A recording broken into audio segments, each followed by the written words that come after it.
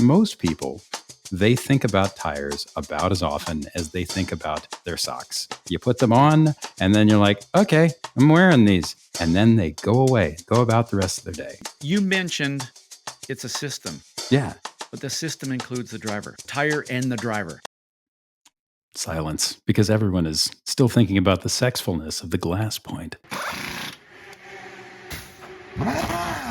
Okay, welcome to It's Not the Car. We're a podcast about racing and stories and people, and sometimes what it feels like to be good at something or bad at something or just entirely mediocre at something. And, well, on that note, I'm Sam Smith. I'm a journalist, which is kind of the definition of being mediocre at a lot of things. But I'm also a club racer, and I'm on a decent amount of prescription painkillers because I hurt my back this weekend washing my wife's car. And if you want to make jokes about that, please do. It's very sad. Well, speaking of mediocre. Hey! I'm Ross Bentley. I'm a mediocre driver coach, and mediocre at washing cars. How do you be mediocre at washing cars that just end up half dirty? Yeah. I mean, haven't you done that? Like you wash a car and then you step back and you're like, ooh, I missed a little spot there. The car had to be dirty, really dirty, which normally my cars are not that dirty, but yeah, I can remember doing that at one point in my life. I don't miss that. I don't notice the stuff that I missed until 2 or 3 days later. But, again, I'm half blind anyway. And by the way, if it's your wife's car, no, that matters. She's a very nice person. Well, she is. And apparently she drives a shiny, clean car. Jeff, you have cars. I do not. I have a motorhome, and washing that thing is a chore. So I'm a motorhome washer, race car engineer, and motorhome driver. And I have never thrown out my back washing my motorhome, but I have exhausted myself numerous times washing that thing. Fine, rub it in. I'm clearly the weakest link. Goodbye to me. What do you do? Is it just, I picture like a mop on a very long stick. How do you get to the roof? Just ladders, or do you just not care?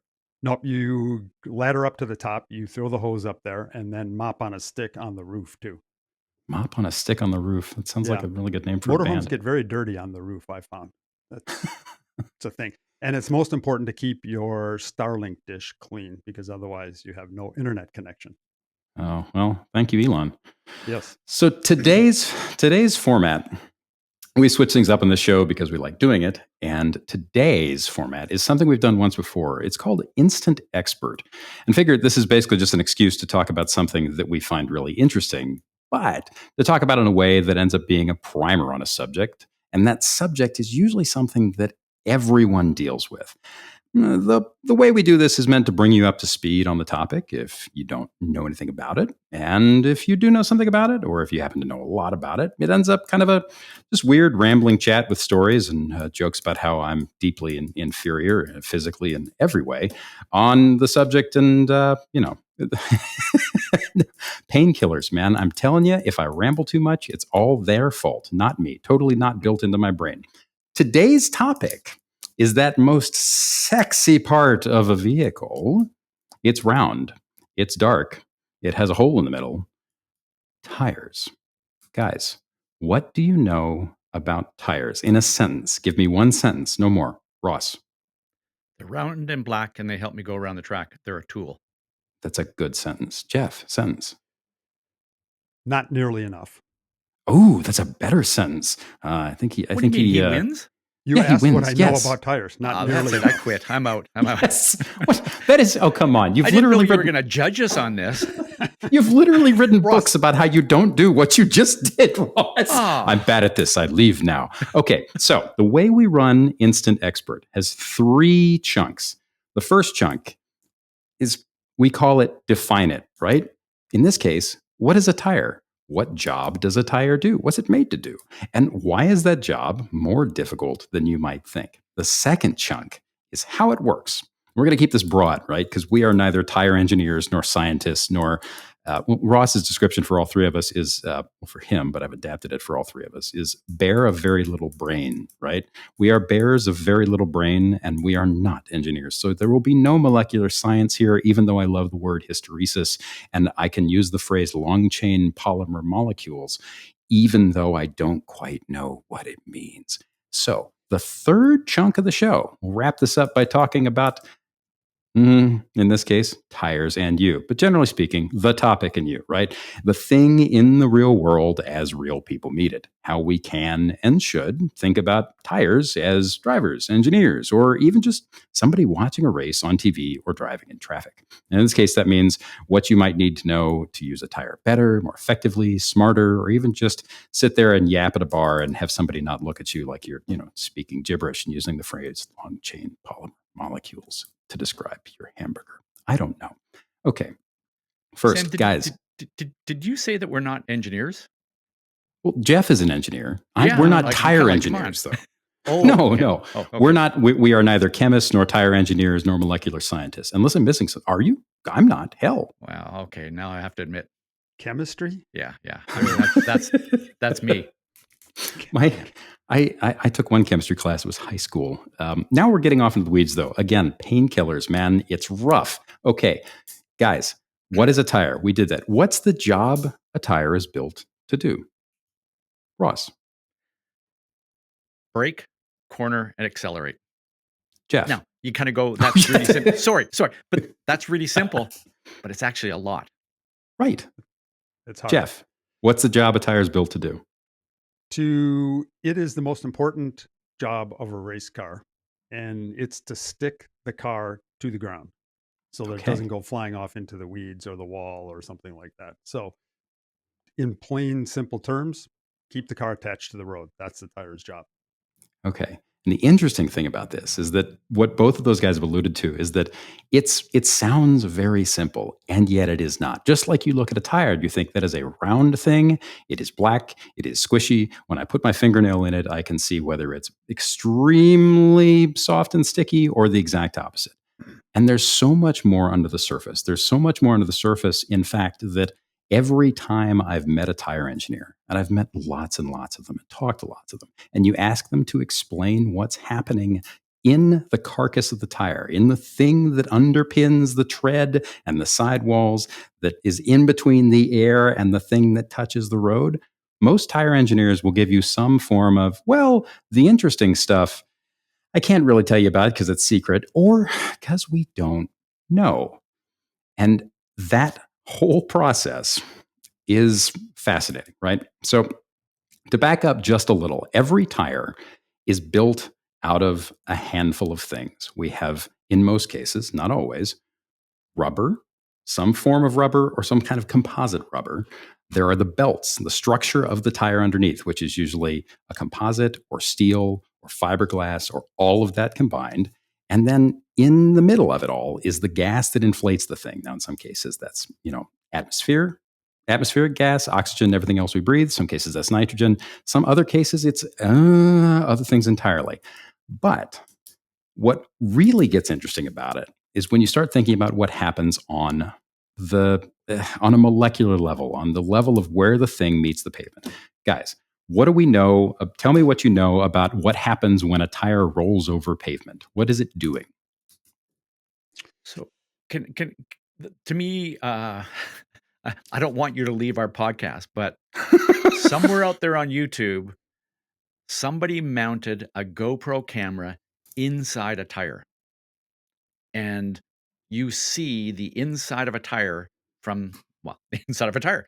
And it is absolutely mind-boggling. I could sit there and watch it for hours. Like, I forget, it's a clip that's 30 seconds long or something like that.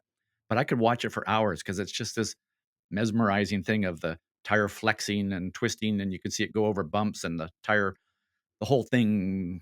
So after listening to our podcast, go find it on YouTube. Go check that out. So what does it do?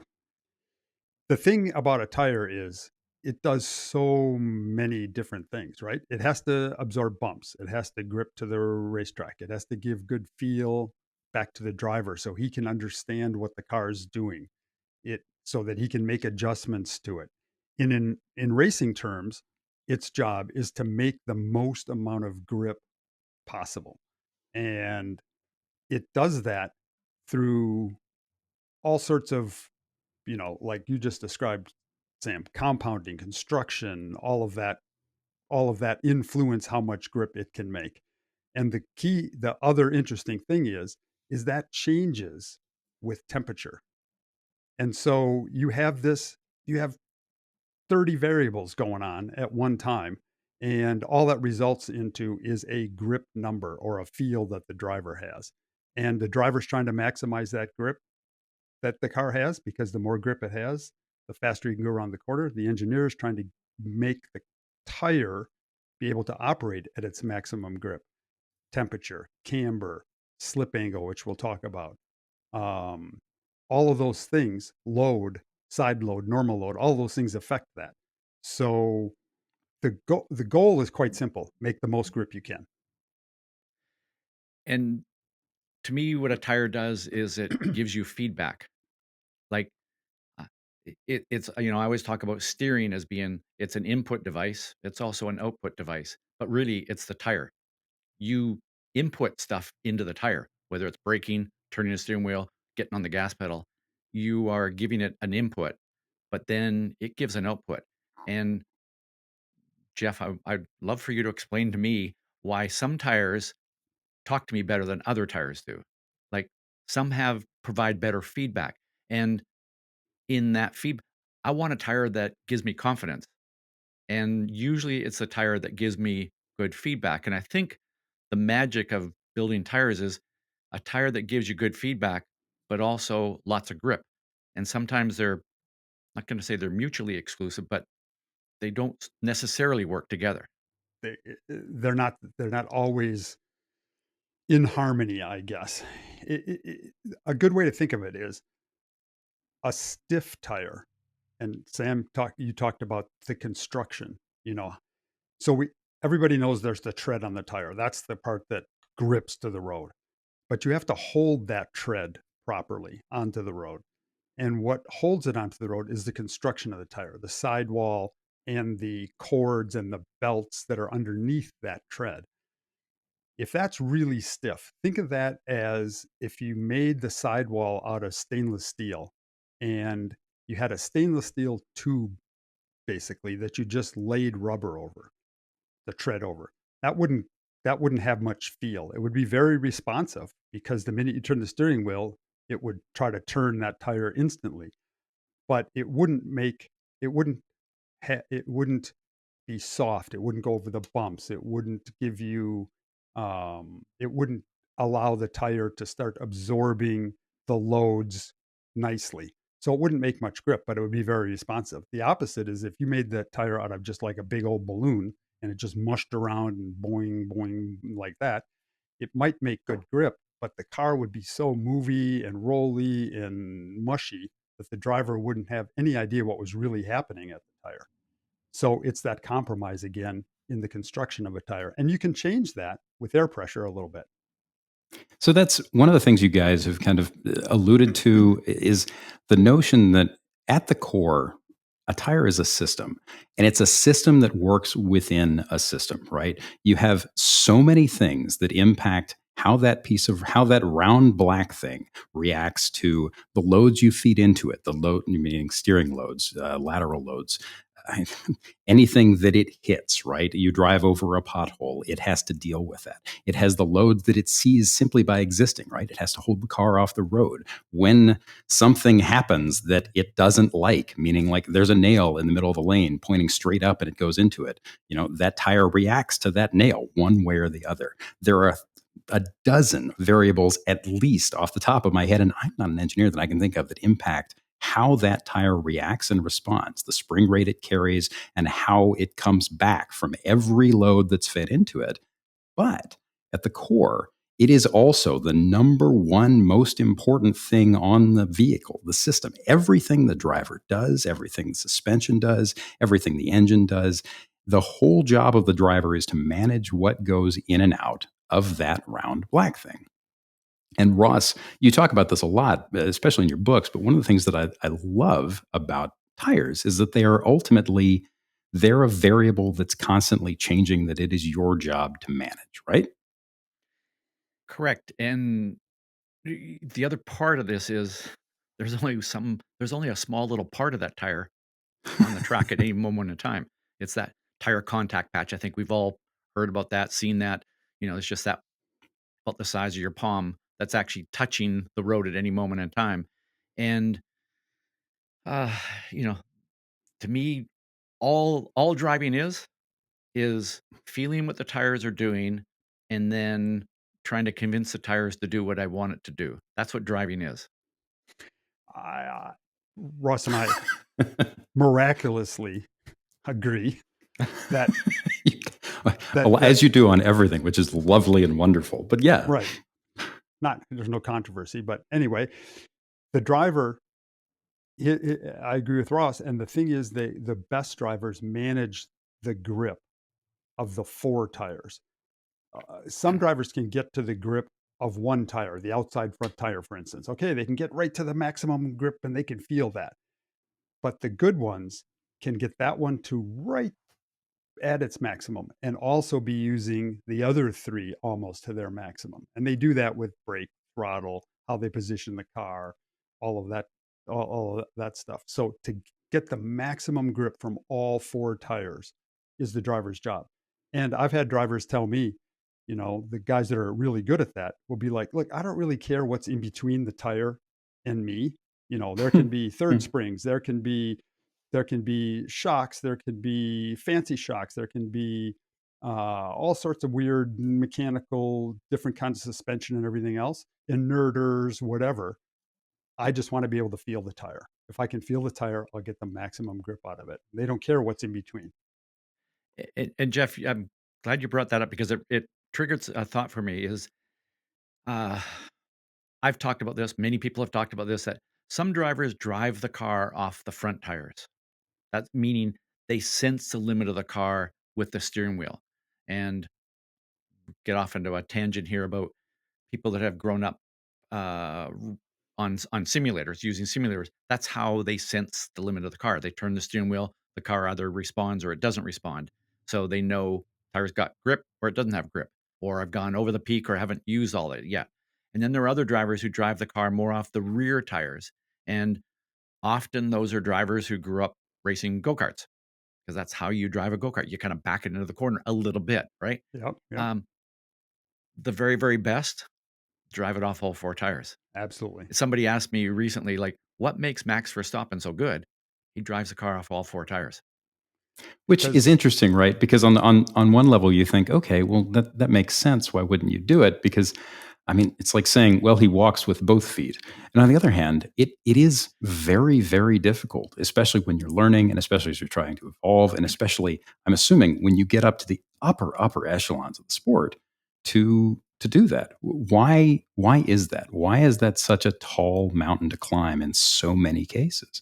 So think about this is, imagine coming up to a tightish corner and imagine you have tires that are maybe they're not up to pressure, they're a little bit under pressured, and you came up to that corner and you took the steering wheel and you just like snapped it really, really quickly, and you turn those front tires like almost at a 90-degree angle. You would notice the car sliding, the front tire is sliding. Rear tires are trying to drive the thing forward. Rear tires are trying to turn it, and they're not able to grip the road. That's easy to feel. Now, imagine coming into a corner and imagine all you have is a rear brake, like many go-karts.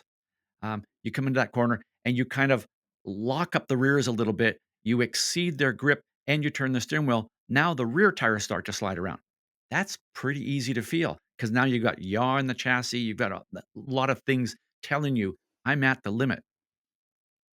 Now, take that. Those are like 2 massive extremes. Those are pretty easy to feel. It's the subtle feeling that comes when you've got just a touch of that in the front and a touch of that in the rear. That's what using the tires, all 4 tires at the limit, is all about. Jeff, how, if you had to pull apart, so we're getting dangerously close to the how it works part, which is what I love, but just wrapping up the job of the thing. If you had to pull apart what the best drivers that you've worked with have been able to do with a tire, and you had to, pull that into a handful of things, a handful of points, what would those points be, right? Is it somebody's really, really good with managing how much heat goes into and out of it? Is it somebody's really good with driving all four of them evenly? Is it somebody's really good with saying, Jeff, this thing's starting to go off and we have 11 million seconds until that happens? Like how do the best drivers, the best professionals at the top look at this stuff? And how do they look at the job the tire has to do? Yes. The answer to your question is yes on all of those. The best guys, I mean, think about what the driver's job is. We talk about managing the tires. Well, they really do. They're tire managers. The first thing is they drive out of the pits, and unless you're in Formula One or some, I can't remember whether WEC is allowed tire warmers or not now, but there's a few classes that allow tire warmers. But in the good racing where there is no tire warmer, they the driver's skill at getting temperature into the tire immediately, that's a skill. That's a management thing. They want to get those because tires operate best at a one specific temperature. You can't hold it there within 2 degrees all the time, but you need to get into that range quickly to get the tire to make maximum grip. Drivers who can do that are amazing. They can get there quicker. They'll be quicker on lap one than the other guys, and they'll get there quicker. They manage the heat up of the tire. Then the thing is, the really good drivers don't burn up that tire so quickly. And they manage it because tire grip isn't consistent through the life of a tire. It peaks at some point, some number of laps, and then it falls off and it gets worse and worse and worse at some rate. And so those drivers manage that so that they don't use their tires too much and have nothing at the end, or don't use them hard enough and leave something on the table at the end. So drivers, the best ones are tire managers. And really, when it gets right down to it, that's probably it's a hard skill to see. But if you watch races, watch that, watch outlaps, watch how they manage the tires in the middle of the race. If they're fighting with somebody, how they're using the tire. And if they're not, if they're just kind of riding around in second or third, maybe they're keeping some tire in reserve for the last 4 or 5 laps. Or if there's a yellow and they bunch up, they got tire to beat the guy who's ahead of them. And Jeff, um, you talked about the ideal temperature, and the job of the driver coming out of the pits or at the start of a race or whatever is get that temperature up to that whatever that temperature is. And then you talked about how the tire degrades over the life of a stint. Does that the ideal temperature change, or like if it whatever 200 degrees is the number, right? In the first 3 or 4 laps, as that tire degrades, starts to lose grip, does the ideal temperature drop to 195, or does it go up to 205, or does it change? Or do you know that? Or does any engineer know that? As you've taught me, Ross, it depends. Oh, I knew we were And- going to use that this right, episode. Yeah, a lot when Yeah. it comes to tires. A lot depends. One interesting thing that a lot of people don't think of is like your example there, Ross, 200 degrees. Okay, let's say that's the optimum thing. As a tire, so tires aren't always at 200 degrees. When they go down the straightaway, they cool down. When you turn into a corner, they heat up. When you come out of a corner, they start to cool down again. And they do that at different rates. The cooling of a tire actually changes um, as it wears, because the actual mass of the rubber on the tread gets less and less and less. So it actually thermally can radiate the heat out of that mass quicker as it wears. So a car will actually cool its tires more on the same straightaway if you've at the end of the stint, because there's less rubber to insulate the heat and hold it in there. I mean, that's just an example. And so you say, cool, but what do we do about that?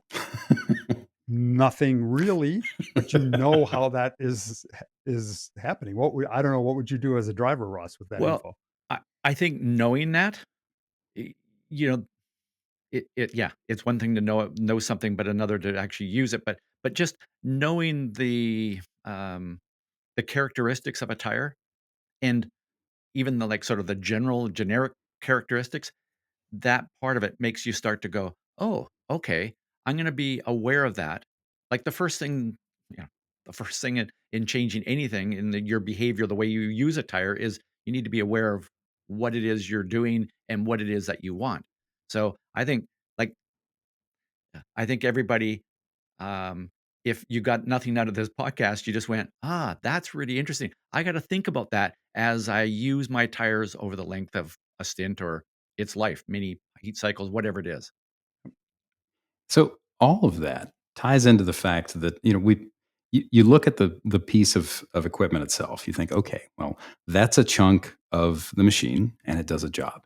But ultimately, what's really, really cool about it is that these are machines that don't just, and a tire is a machine, make no mistake. It is made up of many component parts and they all work together in a calibrated way.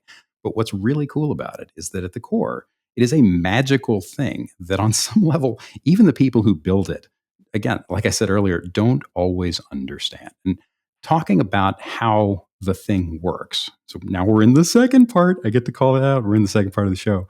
Talking about how the thing works comes down to three things, three main chunks, right?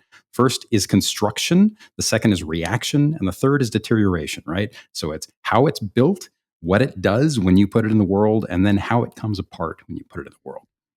And the construction thing is really interesting because rubber on a whole looks really simple, right? You see it on the end of pencil erasers, you see it on I don't know, in gloves, you see it everywhere in your house. There are 1,000 pieces of rubber that we interact with every day. We don't think much about it. It is a temperature sensitive, but not incredibly sensitive, stiff, soft, pliable, firm, like moldable, and yet it has memory. There's so much happening there. On a molecular level, rubber is made up of long chain molecules. Think of it like I once had it described to me as a bunch of rubber molecules, vulcanized rubber. It's like a bowl of spaghetti. You have all of these little strands of spaghetti sitting there in the bowl, and as you heat the thing, or as it's exposed to sunlight, ultraviolet radiation, as it's exposed to time, those little molecules, those strands of spaghetti, sort of start attaching to each other. And that's what vulcanization does, right? Charles Goodyear discovered it almost by accident. But rubber, as it comes out of is it the rubber tree? I don't remember. But as it exists in nature, it is a weird, gooey, stickety thing that's really tacky and funky, and it's kind of nasty. Vulcanization, the process of cooking it in a certain way at certain temperatures under certain conditions, turns it into something that's relatively temperature and load stable, right? So that all that process does is take those weird, long little strands of spaghetti and connect them in certain ways. But when you put that out into the world, like when we leave it in the hot sun or when we run it through a race at Daytona, or even just put it on your passenger car and drive it around, those spaghetti molecules start to, the heat and constant cycling and constant loading, it all makes those little strands of spaghetti stick together even more, right? And so on top of that, to manage all of that contact patch that the guys mentioned earlier, the whole job of the tire is to keep that contact patch as stable as possible. Let the suspension in the car work through that chunk of rubber, and that rubber is a consistent variable, except it's not, right? Changes. So the rest of the tire's job is to hold that piece of that little patch in one place, kind of, sort of. That's what the belts do. That's what the sidewall does. And all of that is a trade-off. It's all a trade-off of, like Jeff said earlier, stiffness, how much gas is in it, how much gas isn't in it, what the mix of that gas is, how compressible it is, what the tread does, whether there's any tread on it at all, whether that tread moves and compresses and flexes and generates heat in itself, right? And that gets us to the reaction part. What the belts do, what the tire does, what the tread does as it moves over the road. Now, you think as a tire rolls down the road, you think, okay, well, I turn it and it just rolls in a different direction. Sort of. On a microscopic level, rubber doesn't grip so much as bite and release and bite and release. All these tiny bits of rubber that take little bites out of the pavement, hold onto it, and then let go. Slips and bites and slips and bites and slips and bites. And there's a temperature where the rubber is happiest doing that, where it's able to grip the most. Too hot, it can't grip as much. Too cold, it gets too hard. It doesn't grip as much. And that brings us to deterioration, right? How those chains of spaghetti strands cook together. All the things that can happen as that tire gets old. It's not just how they cook together, but the heat of using them cooks them together. The rubber wearing off as it rolls down the road cooks them together. Tires simply wear out. They run out of that rubber because, if you roll something over a gritty, aggressive surface, a piece of asphalt is basically just like a piece of sandpaper. It's going to wear the thing you're rolling down away over time. And every single word of what I just said in that great big long spiel you could unpack that into 10 hours, 100 years of explanation. There is so much happening here. Ross, I wonder if you could take, and actually I want to have both of you do this. I want to have each of you explain in as short a chunk of verbiage as you can, slip angle. We talked earlier about how tires move and change. And I mentioned just a minute ago that, they don't so much roll as bite, slip, bite, let go, bite, let go, bite, let go. And when a tire is at its limit, it is sort of biting, but it's also sort of slipping, but also sort of sliding, but not really, right? So, Ross, go first, if you don't mind. Can you pull slip angle down? What does it mean? Well, first of all, I'm never going to eat a bowl of spaghetti the same again. I mean, just the way I think about tires and spaghetti now is like, whoa, completely different. Actually, I'm going to ask Jeff to explain from an engineering perspective what a slip angle is. And then I'd like to kind of I'll give you my thoughts. That is such a cop-out. That is such a cop-out. I know. Is that your speed secret? You're just like, well, I will wait for Jeff. So the speed secret is always refer to the person that knows more than you. Jeff? Cool. This is why I have this podcast to refer to you guys. All right. Well, we can refer to somebody else then, because there's a lot of people that know more about this than me. But one thing, before we go to slip angle, I got to say this. You talked about the construction, Sam, and how the tires, what they're made of belts and long chain poly, whistles. Something or another's, whistles and all that kind of stuff. Bears, tigers in there somehow, marinara sauce and all of that. It's all made up of a lot of stuff, right? A tire engineer, a guy I worked with at Indy from Goodyear one time told me, he said, Jeff, what the most important component of this tire is? And I was like, I was thinking maybe the Kevlar tread, the Kevlar belts or the glue or something. And I was like, well, he says the air. And I said, the air? He goes, the air is 90% of the structure of the tire. And I'm like, the air? He goes, take all the air out and see how it works. Like, oh, yeah. Yeah, it doesn't work very good at all. Yeah. He goes, that's what provides the support and the structure of the tire. That is the key component of the structure of the tire.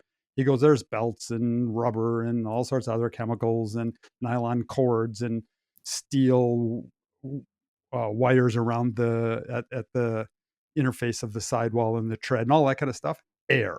You got to have air. You got to have the right amount of air. And so anyway, think about that.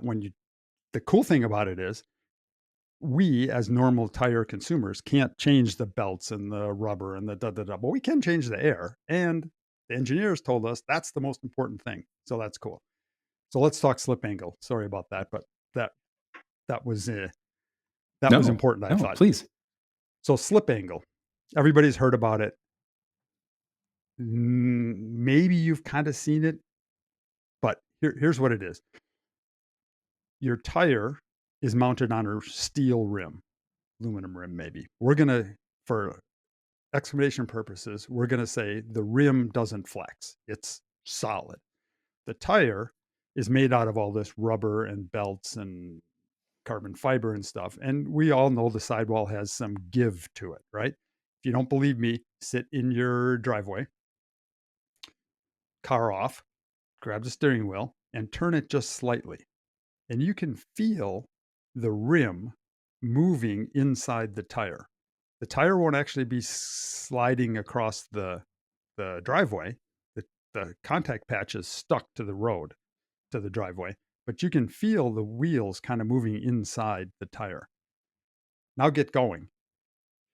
When you're going fast, you're going to turn into a corner. As you start to turn the steering wheel, you're turning the rim. Let's say you turn the steering wheel 3 degrees, because that's what you think you need to do to make this corner. The rim turns 3 degrees. because it's a mechanical linkage, right? The rim turns, doesn't flex. The tire is a little bit behind. You have to turn it a little bit, and the tire does a rotation and it catches up a little bit, a half a degree, the next rotation, another half a degree, and next rotation, another half a degree.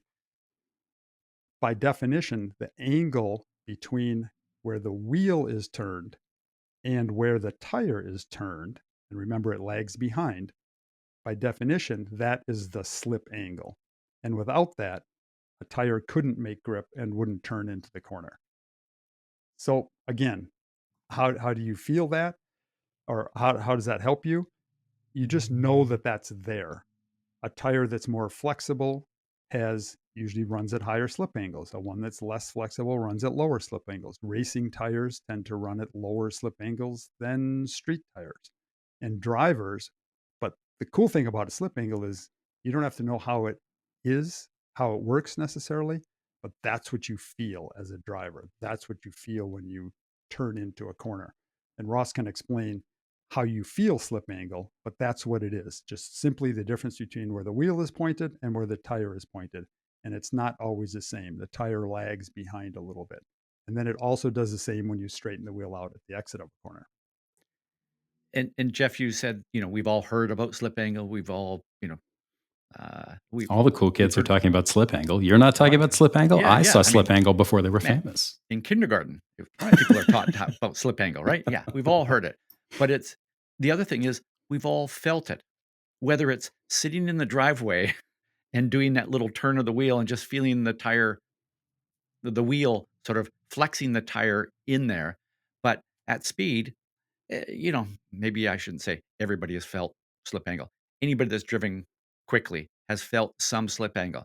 And, the other thing that's interesting about slip angle is interesting is maybe a understatement there. It's what we do with cars driving on a track is we manage that slip angle. Like a tire gains grip. It generates more grip as we get more slip angle to a point. Right. To a point. and then it falls off. And your job as a driver is to find that peak. If anybody listening to this has ever built a piston engine, at some point in time you're going to try to find you want to put your engine at top dead center, the number one cylinder at the very top, and you kind of turn the crank and the piston comes up to the top and then it starts to fall down. And then you kind of move it up again and it comes down. And eventually you go, that's what you're doing as a driver. You're trying to find that peak of the curve. And Jeff, as you mentioned, some tires, that peak is at less slip angle. Some are at higher slip angle. Some, that peak it's like a point. And others are like this broad, kind of almost like a plateau. That's a tire that gives you more of a progressive feel. But often that tire doesn't have as high a peak. And a race tire tends to have a higher peak, but it's not quite so progressive, which is why what the top race drivers, well, all race drivers do is so impressive. They feel and that. And you said what the drivers do is try to manage that peak. What the engineers try to do is increase that peak. And so the slip angle is a tire, and there's special machines that you can put tires on. There's a famous one at Calspan there where you can put tires on, and you can actually measure the optimum slip angle, the angle at which the tire makes the most grip, like you talked about, Ross. And that's what the driver's trying to do. He's trying to find that and hold the tire at that slip angle. You can actually measure that in degrees. But the tire doesn't always operate at that. It's changing constantly. The slip angle is constantly changing. So what we can do as engineers is we can try to get it to operate more often close to that, or actually get it to operate at that peak if it's never getting there. We can toe changes. People wonder why, well, I changed my toe in and my toe out. Why did that help? Well, because you're changing the slip angle. If you change the angle of the wheel a little bit by towing it out, you've now given that slip angle a little head start or a little regression, and you're trying to get that tire to operate right at that perfect slip angle. What's really important, and Ross, you talked about that curve, right? What's really important, and I think one of the things that you can notice even in driving around on the road, is that curve varies from tire to tire, like Ross said, and sometimes it is a very, very sharp peak, and that fall off from the peak, right? If it looks like an inverted V, and you have a steep climb and a steep fall, that also means that as the tire regains grip, right? So you go over that peak, you've slid it just a little too much. The car's starting to slow. You may not even notice it or feel it, but when it comes back, most dedicated race tires tend to come back quicker off that peak, and they also tend to slow down more. They have more grip. They slow the car more when they're sliding. Whereas, you have cars or tires that have a very gentle, long slope, right? Typically, a slip angle graph will look, a load versus slip angle. It'll be a relatively gentle ramp for a road tire on the left, and then a long, long slope on the right as it loses grip.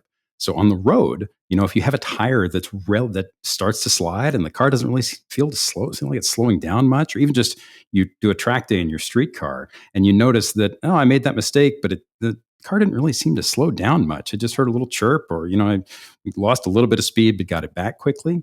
That's the slip angle. This sounds really dumb, but the slip angle in action, right? That return is just as important as the build into grip, and it's why that really, really dedicated race tires, that peak is so small. While watching people come back from it, the skill to hold it at the peak is just really impressive. So the interesting thing is we're talking about this, and it's easy to it's relatively easy to kind of picture this in terms of the front tires. But the rear tires are doing that as well. Even though we're not steering them, there is some slip going on back there. And well, if there isn't, you're either got massive understeer or you're not going fast enough. One of the two. Uh, and so there is that. And the other thing, Sam, you kind of mentioned that, it kind of goes up in peaks and then it falls off. I think, when drivers are relatively new to driving on the track, they think that the car's going to stick, it's going to stick, it's going to stick, and then just give up completely and it's going to fire me off into the universe somewhere. No, it's always giving you some warning. It's telling you. And the more you pay attention to that, and you know, this is when we can start to get into the kind of what you do with it, is the tire is talking to you. It's telling you, it's giving you all these clues, and it's giving you it makes different sounds. There's a different sound, and by the way, every tire is different, but every tire, there's a different sound when the tire is on the way to the peak, at the peak, and over the peak. And if you really pay attention to that sound, and I know some are going, "Oh, I can't hear my tires when they're in the car." I bet you more drivers can than they think they can. So there's that. There's a certain feel that you get back through the steering wheel. The steering effort changes, and the rotation of the car, the yaw angle of the car changes in all of that. And if you're paying attention to that, you feel that. And all I'm going to say is that's what, the Max Verstappens and Scott Dixons and whoever you want, the Colin Browns, do better Hmm. than everybody else. It's that you talk, Sam, about that recovery, and don't people shouldn't underestimate how important that is to going fast. I'll give a quick example. We in IMSA we ran and this is we changed tires from a Continental tire to a Michelin tire. Continental tire was a really good tire, very consistent. Everybody had it was the same tire. It was pretty quick. The problem or the difference between it and the Michelin, the big uh, overriding difference was that recovery. Continental tire would start to understeer, and you had a slow. If you got that understeer started, the drivers would say, "Yeah, it never recovers. It never recovers." Meaning that the drivers, the good guys, drive it right at the limit. Well, they're going to step over it a little bit, the limit of that curve that you talked about. They're going to step over it a little bit, and when they do, the tire would just start to slide, and they would have to slow way down and take a lot of steering out to get it to re-grip again so that they could continue the corner. The Michelin tire really made about the same grip, but that recovery was almost instantaneous. You could slow down a half a mile an hour or take a half a degree of steering out, and boop, the front started to grip again. And so they were faster on a lap, but not because they made more grip, but because they recovered so much better.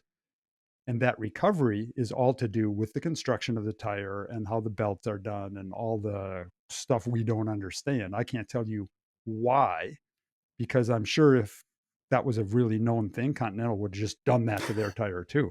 But they didn't. And that's why the Michelin was a quicker tire over a lap. And drivers liked it better because it gave them more of that feel you talked about, Sam.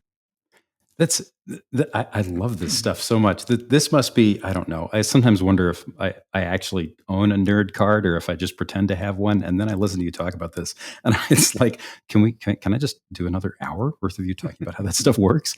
But the really important point here to remember is that everybody tends to think of tires as being relatively simple, right?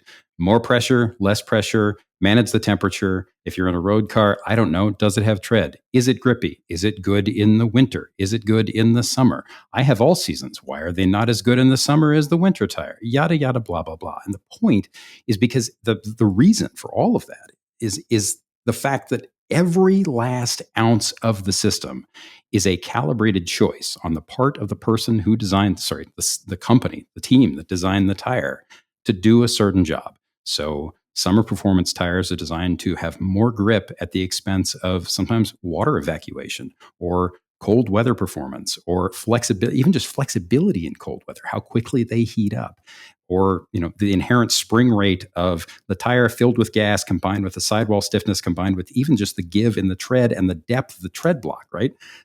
We used to see some really good high performance tires they retain grip all the way through their life, but as they lost on streetcars, as they lost tread blocks, that 2 or 3 or 4 30-second of tread depth would impact how the tire rode, because it was one more piece of the system that was gone. As the tire's tread got shorter, it rode differently, it steered differently, it made more noise, there was more slap from the tread hitting the pavement. And that's one of the things that people tend to, this is where we get into the whole tires and you, section 3. One of the things people tend to forget is that every modern road car, to some extent, has been designed around a tire. Just like every racing car is designed to work with a specific tire. It is sprung and damped and aligned and driven for that tire. Road cars are the same way. And sometimes that can mean, different blends of a specific tire. 2 tires that look identical, but the compound is different. The rubber and the way it's molded or the way it's blended chemically can be different. I'm reminded the one that comes to mind is 5-7 years ago, right after the Mercedes-Benz AMG GT launched, we noticed that it had a relatively new version of a specific Michelin that Porsche had used for years, that for a long time was specific and exclusive to Porsche. It's one of the versions of the Pilot Sport Cup. And you talk to the engineers and they're like, oh yeah, we actually used Porsche's blend for this. And I remember sitting down with the guy and being like, well, wait, so you didn't want to spin up and have your own compound made or even just your own specific tune for it? And they're like, well, it was a budget thing, but also we really like the choices they made, right?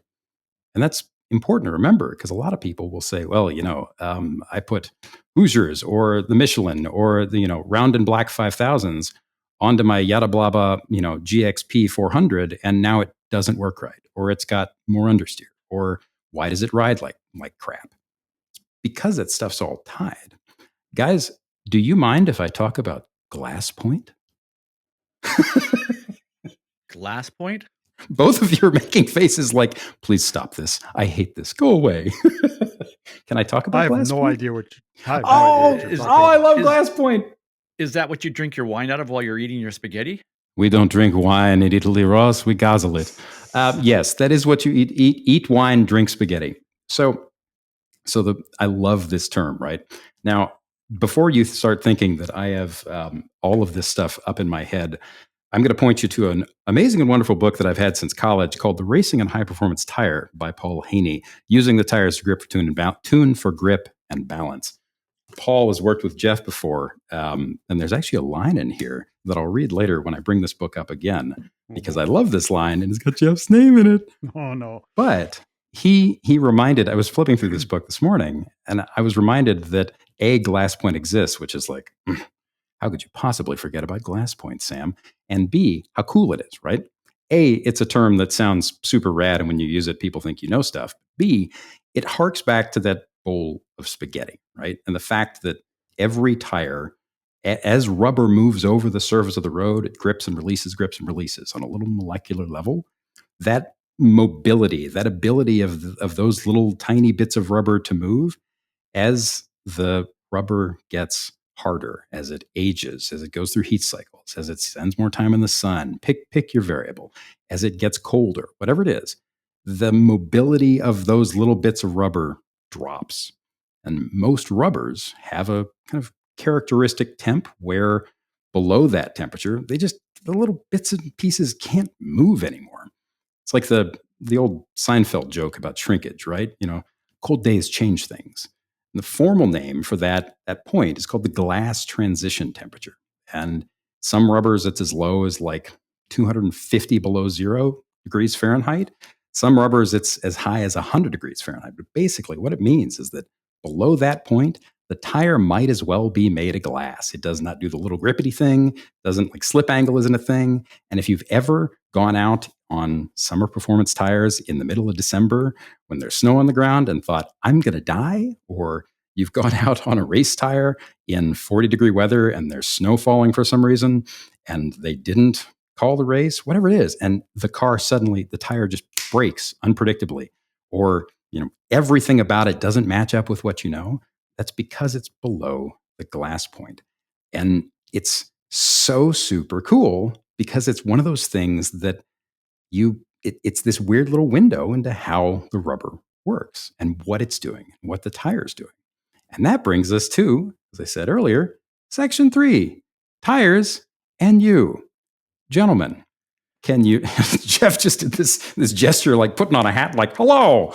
Can you talk to me about heat cycles?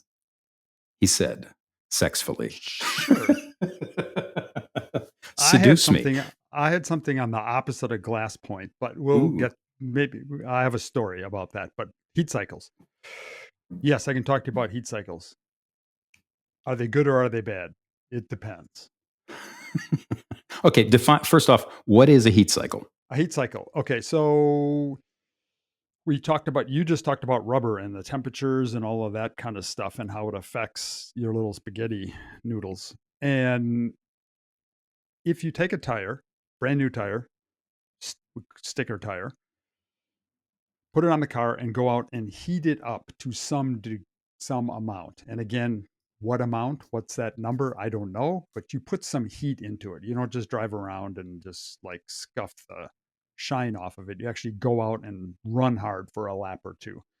And then you come back into the pits and whatever, your session's over and you let that tire cool down back to ambient. You've put one heat cycle into it. You've heated it up and cooled it down once. Heat cycles, think of it as kind of like almost like heat treating, like you do metallurgy, where you heat treat, you change the molecular structure. And now I'm going out on a limb here, but I guess your long chain polymers and your spaghetti looks different after you've heated it up once. Right? Yeah, they get more sticky. They bind more. They right. Become harder and funkier. So that can be a good thing. But normally in the way we think of race car tires is generally heat cycles will make the tire harder. Yeah. So a heat cycle is, we think of as a bad thing. We don't like heat cycles. The more you do that, and every tire is different, but the more you heat cycle a tire, the harder and harder and harder and harder and harder it gets. Now, there is a case where we do like heat cycles, where we're at a track where tire deg, we call it, tire degradation, the tires are falling off quickly because of the high grip nature of the track or the abrasiveness of the track, or normally it's the abrasiveness that causes the high deg. We will purposely put a heat cycle in a set of tires to kind of cure them so that they're harder, so that they're less susceptible to getting torn and ripped because the compound is now a little cured, a little harder. So you'll see guys scrub tires. And sometimes that's for that very reason. Sometimes scrubbing it is just to make the outlap a little quicker because that shininess, like you've seen on the Formula One tires, they have that mirror finish to it. You can take that shininess off, and your first two corners will be quicker. They're not putting heat cycle in it because they don't want to cure the tire. They're just getting the shine off. So there's two different. Scrubbing is not always the same. Sometimes scrubbing is to put a heat cycle. Sometimes scrubbing is just to get the shine off of it. But generally, tires degrade in performance with heat cycles. How many? Some of them, 2 or 3 heat cycles aren't so bad. Some of them, 1 heat cycle kills it. Silence, because everyone is still thinking about the sexfulness of the glass point.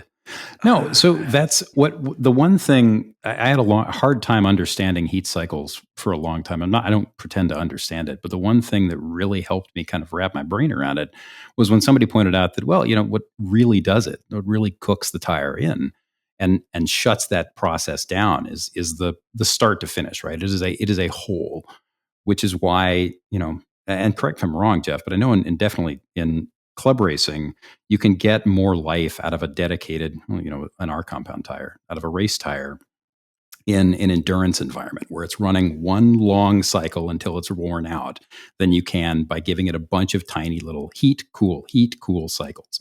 And does that still apply on the level of, say, an IMSA GT tire? Yes, we will always say, when we're doing practice and we're doing changes, we'll always work with the driver, and they might say, after the 4th change, so maybe the 4th heat cycle, they'll say, did this and this, and they'll go, but I don't think it'll do that if we run the car from brand new for a full stint. So it's a thing we have to adjust for. And Ross, you feel that, right? You feel those heat cycles as a driver, and you have to adapt for it. Yes, and you feel the grip, the max grip level go off that peak of the curve. You feel that start to become less. So often, I mean, one of the things that coaching a driver is, one of the things we do is have them practice getting up, like paying attention to, as you come out of the pits and you're starting to go, as you're building the heat in the tire, do you feel the grip level starting to increase, starting to increase, starting to increase? And then where do you feel it? Is it on the 3rd lap? Is it on the 8th lap? Where do you feel it? Like, okay, there's the plateau. Now it's starting to fall off. And if you give a driver a very specific task, most times they get better at doing something. And that's what coaching's all about. And the specific task is pay attention to where the peak of the tire is in terms of what lap it happened on. And then, for qualifying, let's say, okay, no, you gotta turn your best lap on your 3rd lap or your 8th lap or whatever it is. But different drivers, well, all drivers are different. And famously, Jenson Button in Formula One was better at managing tires. He was easier on tires than other drivers were. Lewis Hamilton, how many times has he been on the radio to his engineer Bono going, the tires are gone? And 2 laps later, he sets the fastest lap of the race. He's really good on used tires. Alex Palou in IndyCar, I think right now, currently, he is the best at managing tires. And people go, but what does that mean? And I'm going to say it's a few things. First off, you don't shock the tire. Some of it has to do with that initial application of the brake pedal. If it's like just smack the brake pedal, you're shocking the tire into something. Now, at that level in those kinds of cars, that initial application of the brake pedal is really hard and really fast. But there's a difference between smacking it and squeezing into it really, really hard and quick. And then the next part is, how do you initiate the turn? We always talk about, or I often talk about the when you get to a corner, you kind of want to tell the car, you want to tell the tires what you want of them, and then do it. So there's sort of, you come up to the corner and sort of give just like a tiniest little hint of turn in, and then you turn. Whereas if you just come up to it and you're holding the wheel straight and just go boom, snap the wheel in, the tires go, "Ooh, what do you want me to do here?" And so giving that little bit of a warning there, and then how you feed him with the throttle, all that stuff. And then the other part of it is like in the middle of that corner, when you feel that limit, there are drivers that will feel the limit and then give it another, I don't know, degree of steering angle. And sometimes that's I'm trying to feel what I've got here, but some of it is I'm just going to turn it a little bit more and ask more of those tires. And in doing that, you've just scrubbed the tires. And Sam, as you talked about, I don't know, the little bits of spaghetti are being ripped off. And, that leads to the marbles on the outside, but it also leads to the degradation of the tire happening sooner. So the best drivers have that really sensitive feel for, first of all, asking for what you want your tires to do, asking them to do it before you actually make them do it, and then being just really sensitive to there's a limit. I'm not going to bother asking for more because all that does. And then, yes, this is the multi-factored matrix of, you do that too many times and the temperature goes up and now we're out of the temperature range and all sorts of other things. So really what it is drivers do on a track is mind-boggling how what they're able to do. And I would say the best guys, Ross, I think, from my standpoint, are able to adjust to that. You talked about Jensen Button. We talked about that in the previous episode. One of the things he struggled in that famous year when he won the world championship was getting the tires to turn on, quote, turn on. He couldn't get heat in the tires. Barrichello could do it, but he couldn't. He's so easy on tires. He can manage them so good. He can make them last so long that style didn't lend itself to getting the heat quickly in the tire and getting the tire to its optimum temperature.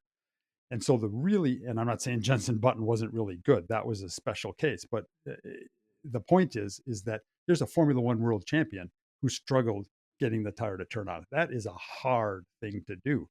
The guys that can do that and change that style, get it to turn on really quickly and get the tire up to temperature, but then adjust his driving so that he's not smoking the thing in the middle of the stint and has nothing left at the end. That's very, very hard. And it's unfortunate that people can't watch a TV race on TV and just see that. You have to watch the whole thing and kind of understand what the driver's going through. But next time you watch a race, watch that. Watch out of the pits, especially, again, I'll say in an IndyCar race or a sports car race where there's no tire warmers, and watch how they do that and then how they adjust once they got the temperature in the tire. And that's a good reminder too that again it is all a system, and that if you want a tire, like the higher you get in the echelons of motorsport, the more focused the tires become, the more demanding they are of treatment, right? The more they need a certain roll in heat and certain specific treatment at temperature and certain cool down in order to behave and behave as well as possible and last as long as possible. So I remember my very little. I have a decent amount of exposure to club level racing tires, and some exposure through testing to pro tires. I can't claim to know anything about the pro stuff, but I remember when I first started autocrossing, I was shocked at how an autocross compound Hoosier will be up to grip, bang, the moment you leave the line on the tire. It is right there, and the offset is if you stuck that tire on a road course, it would be cooked after one lap, like done, done, done. And the other side of that is that, the road course version of that same Hoosier might take half a lap to come up to temp. But at an IMSA level, how, in professional sports car racing, what are we talking about in terms of time to get heat in that tire? Is it, if you drive it right and are willing to take trade-offs, that's a handful of corners, or is it always a set amount simply to manage the life of the tire? How does that work? Well, if anybody's watched the IMSA WeatherTech GTP cars last year, that tire is, I shouldn't use the word horrible. It is very, but we will. Difficult. It's horrible. It is very difficult to get up the temperatures to the point where you watch GTP cars come out of the pits and GT3 cars will pass them on pace. Really? They are faster for the first lap. Wow. Those tires are so difficult to get temperature into. And it's a Michelin, but it uses some green technology, and I don't know, but it is. LMP2 cars go streaming by those GTPs, and you'll hear LMP2 drivers on the radio. This dang Porsche GTP car's in my ways, holding me up, and da da da da. And GT cars literally go by them. It's that hard to get. But other tires, like an LMP2 tire, it's pick it a half a lap. By one lap, they're good to go. So one of the other things about, club level tires, some of them, if you make a mistake or overheat them, some of them will come back to 98% of where they were. Some of them will never be above 75% again. How adaptive and forgiving of overheating. And by that, for people who don't know, that could be locking the tire but not flat spotting. That could be sliding the rear of the car too much, sliding the front of the car too much, right? How forgiving are those tires of abuse like that? You talk about that, Rossi. Well, in IMSA, really, I'll tell you, the current IMSA Michelin tire, we're not concerned about overheating it. A flat Wow. spot kills it, Yeah. but I've never been, oh, your tires are too hot, cool them down, don't be so hard on them. Okay. It's not a real thing. You could be using them too hard, meaning that you're just asking too much and you're wearing them too hard. Yeah. But the old thing of like, oh, I got them hot and I cooled them down and then they came back. Really? No, even So- in qualifying, it's not like, oh, I'm going to cool them down for a lap. And it's the tires are so good now that that's really not, for sure, an IMSA tire. That's not much of a thing. Wow. Cool. and I was going to say the answer is it depends because an IMSA tire is Michelin makes. Yeah, Mhm. I mean that tire is amazing. Phenomenal. But I have driven on tires where, you back off for a couple laps or a lap or so, that cools down a little bit, and you feel the grip start to come back. Does it come back 100% or 95% Sure. or 90% or whatever it is? It depends. It depends on the tire. It depends on the track. Yeah. It's that's like if it always did the exact same thing, our sport would be really boring. But I want to ask a question. I want to ask Jeff a question here. Is I've worked with teams and drivers and cars where the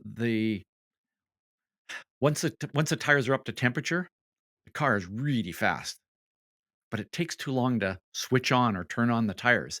And then it comes back to you, Mr. Engineer. What can you do to make the tire switch on a little quicker? And you hear about that even like in Formula One and stuff like that. I can't remember which car it is currently, but it doesn't switch on its tires as quickly as some other cars do. I mean, that's a thing, right? I had an LMP2 car that just struggled with that. And it was a different manufacturer. So the suspension was different and then the one that everybody runs now. And there's probably a reason for that. The reason that everybody runs that one and not the one that I struggled to get the tire to switch on. But it's suspension design and things like that. So normally in today's world with homologated cars, you're not changing that.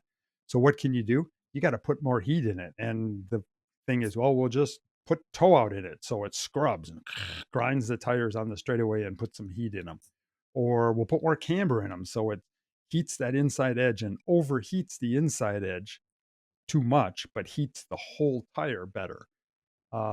You have to be harder on the tire. Basically, you have to put more energy into the tire somehow, which is then the resultant of that extra energy into the tire is heat, and it gets the tire up to temperature sooner. It's not an easy thing. It's, drivers can scrub, they can try to understeer, turn. You'll see guys flicking the tires back and forth on the straightaways. It's not easy. So I gotta jump in on this one. It's the well, I'm gonna weave around to get heat in the tires, and we watch Formula One drivers do that. We watch IndyCar drivers do that, but it doesn't generate a whole lot of temperature. What really generates heat in the tires is more of it comes from the brakes, right, Jeff? I mean, you're hard on the brakes, it gets the discs, the hub, and the wheel, and it heats. You've talked about this from the very beginning. It's the air inside the tire that makes the difference, and how the best way to heat a tire is from the inside. And when you get that heat building up through the wheel and builds the heat in the air inside, that's really what makes a difference. Weaving back and forth, yeah, it adds a little heat to the very surface of the tread surface, but it's really, you got to get that heat inside the tire that really makes a difference. So I've talked to drivers for years about, don't worry so much about weaving, especially little tiny little movements of the wheel back and forth. Where you're going to get more temperature in the tire is by lots of accelerating and braking on pace laps and things like that. Really trying to like put big load in a tire going through a corner. And then they go, well, but why does Fernando Alonso do that? Well, some of it, yes, some of it is it's old habits. Some of it is it's better than nothing. And I see drivers doing it, and I always say, sometimes it just feels good to get moving. And it's kind of like stretching before you're going for a run. You need to warm your body up, in this case, inside the car. Right. It's why the quarterback shakes his arm out a little bit before a play or whatever. It's just a thing. But you're right. I mean, even we'll, launch control out of the pits. The theme here is how everything relates back to the tire, right? Launch control out of the pits, strategies for launch control. They have electronic launch control. We have electronic clutches on our GT cars now. In prototypes, so we can control all of that. The driver just basically mats it, leaving the pits, and the electronics take over. But we want the rear tires to spin leaving the pits. It's not legal in WEC, but in most American series, it's legal. So we want the tires to spin. Why do we want them to spin? The same reason Clay Millican does a burnout. We want temperature in our rear tires. So when he gets to the end of the pit lane and turns, the thing doesn't spin out on him. So that's a good way to get it in there. Braking is a good way, as you said, Ross, that the braking energy that you put into the tire heats the fronts. The weaving back and forth, maybe not so much. And then we'll always tell drivers on the pace lap or before a restart, drag the brakes, get some heat in the brake rotors, which heats the wheel, which heats the air, because we already talked about air is 90% of the structure of the tire. Car's going to handle different on low pressures than it's going to handle if you can get the pressures in it. You've spent the whole week setting up your car at a good tire pressure. If it's not there for those first 2 laps, it's not going to handle as good. So if you can heat that air and get to structure your tire where you want it before the restart, you're going to have an advantage. That's probably as good a note as any to wrap this up on. But the I one didn't get to tell my story. Don't worry. I just got an idea. The last 10 seconds, okay. I was sitting there, half of my brain was listening to, and the other half was like, would we kill the show if we did an entire episode on tire pressure? I would be very happy. Maybe I'd pour myself a drink, and then maybe the guys would want to kill me. I don't know. But the point is, what I find just about all of this is that most people on a club level or even in their road cars, they think about tires about as often as they think about their socks. You put them on, and then you're like, okay, I'm wearing these. And then they go away, go about the rest of their day. And in your road car, if you want to start thinking about this, if you want to learn something, change tire pressure. Drop it up, drop it down by 2 psi, bump it up by 2 psi, front or rear. See what happens. See what happens in feel, in ride quality. Next time you have to buy tires, look at what you're buying, read reviews of it, which are tire reviews are generally bunk, and that's a whole nother show. But read reviews, read what the thing was designed to do, look at what it was built for, what the people who build it say about the tire, and then think, well, okay, compared to the thing I just had, is this better, worse, or does it just feel different? And then, in a club environment, a club racing environment, or a track day environment, play with things. Get a tire temperature pen if you can, and look at the temps of the tires when you come off the track. Think about the way the car feels with different temperature with different temperatures and pressures, and try and optimize everything you do around treating that weird little magic universe of rubber and air and plastic and metal gently, because it needs it. There's so much going on there. It's a combination of cooking and punching somebody in the face without hurting them, and using a machine to the limit of what it can do without actually going too far, right? So on that note, if you really find any of it, what's up? Can I just one quick thing? No, because I think this is really yes, important. Of course, please. You mentioned it's a system. Yeah. But the system includes the driver. Yes. It's the tire and the driver. Yeah. That's why it's so cool. Yep. So if you find all of this, if all of this didn't put you to sleep, and That's entirely okay, because I did talk about spaghetti if it did put you to sleep. But if it didn't put you to sleep and you want to know more, one of the best books I've read on this that talks about how the machine works in language normal people, not engineers / even journalists, can understand. It's called, I mentioned it earlier, it's called The Racing and High Performance Tire. It's by Paul Haney, who is a friend of the show, a friend of Jeff's. And the subtitle is Using the Tires to Tune for Grip and Balance. And as I said earlier, there is our friend Jeff Brown is name checked in it. He's in the index. He's on page 17. I looked it up. Mr. Haney mentions now, Jeff knows that the model in his head changes constantly. He uses what he thinks he knows and changes his model when new information dictates. And that right there is this show in a heartbeat. On that note, if there's something you want to see us do as an instant expert, let us know. We don't know how long we're going to keep doing this particular format. We like doing it. Maybe you hate it. If you love it, if you hate it, let us know. Drop us an email. Go on the Patreon and leave a little note that says, hey, you guys are lame, or you guys have done a thing I enjoy. That would be great. We care about what you think, and ultimately, if it's not working, we're doing something that's not working, let us know. Guys, is there anything else you want to add before I do the rollout? Be nice to your tires. They're your friend. Jeff. Exactly. Be nice to your tires. This is good, because I have no friends. So, It's Not the Car is produced by us. The one and only Mike Perlman is our executive producer, and he lives in San Francisco, where the burritos run free across the plains and old cars flock like the swallows to Capistrano. I'm the show's creator. For more on bonus content, perks, and future live events, you can subscribe to our free news feed at patreon.com/notthecar. That option is the 3 little dots on the upper right side of the screen. If you like this episode and you'd like to support what we do here, check out that same Patreon link and click Spaghetti is Rad, It Lives Inside My Tires, I'm Amazing, or the button that says Become a Member. If you're enjoying the show, please share it with 2 or 3 or 5 million people, or your grandmother, anything you think might make a difference and somebody who might enjoy it. Your recommendations make a huge difference, and they really do help us keep It's Not the Car on the air. As always, thank you for listening. Have fun.